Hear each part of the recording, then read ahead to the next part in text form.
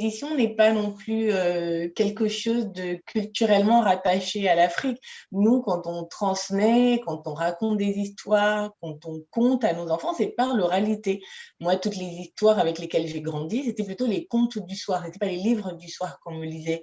C'est à l'école que j'ai commencé à découvrir les Six Compagnons, Tom Tom et Nana, Martine.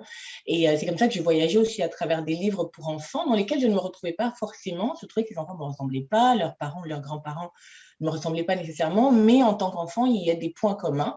Et j'ai voulu écrire ce livre pour que des enfants qui sont comme moi afrodescendants ou pas voient aussi ce que c'est leur quotidien dans une bande dessinée. C'est très important cette idée de représentation. Je voulais aussi honorer les mamans africaines qui sont souvent caricaturées quand elles sont montrées à la télé, en boubou, toujours énervées, pas forcément dans leur diversité. Et je voulais montrer qu'il n'y a pas une seule façon d'être une maman noire, et on ne vit pas toutes au pays. Parfois, on vit notre village séparé, ce qui est mon cas avec mes enfants, mais on a cet ADN commun.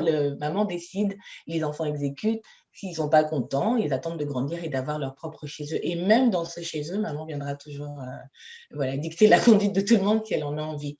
Donc, il y avait vraiment une volonté de rendre hommage à ces mamans afrodescendantes et de faire en sorte que nos enfants se voient dans les livres pour enfants qu'ils lisent et que leurs copains, qui n'ont peut-être pas la même origine, voient ce que c'est aussi le quotidien des autres, sans que ce soit des contes ou des choses inventées, mais des réalités de vie.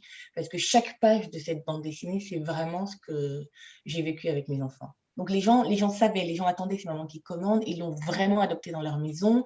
On s'est très vite arrangé pour qu'elle soit distribuée en Afrique de l'Ouest et du Centre, vu que je viens du Gabon.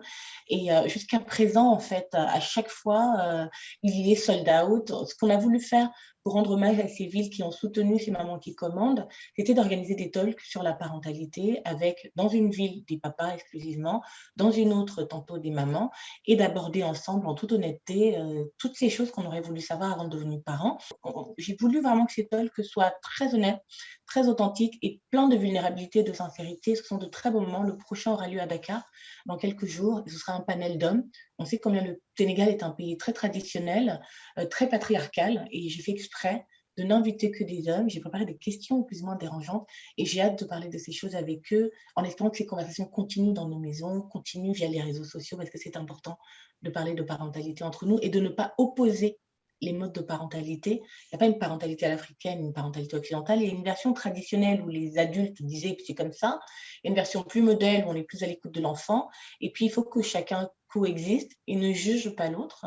Je voulais vraiment mettre la maman au centre de cette histoire-là. Et c'est un peu comme ces espaces de discussion où les femmes vont parler des problématiques des femmes, ou alors les femmes noires vont parler des problématiques des femmes racisées. Et puis, les hommes vont dire, oh, bah oui, nous aussi, on veut venir, pourquoi on n'est pas invité? Il m'est arrivé que des gens m'écrivent en disant c'est maman qui commande, elle commande qui? Et donc, c'est des hommes qui me le demandent. Et je leur précise, je n'ai pas dit c'est madame qui commande. J'ai dit c'est maman qui commande. Donc, elle commande les personnes qu'il appelle maman, c'est-à-dire les enfants. Je sais même qu'il y a des papas qui ont refusé que leurs enfants lisent ce livre. On ne fait pas la part belle aux papas, on a juste choisi de parler des mamans. Ça ne veut pas dire qu'on n'aime pas les papas, qu'on ne les apprécie pas, qu'on ne voit pas leur contribution, mais c'est juste un livre en hommage à ces mamans-là qui, au quotidien, doivent voilà, recevoir ces ondes, ces interférences avec les enfants en même temps qu'elles essaient d'exister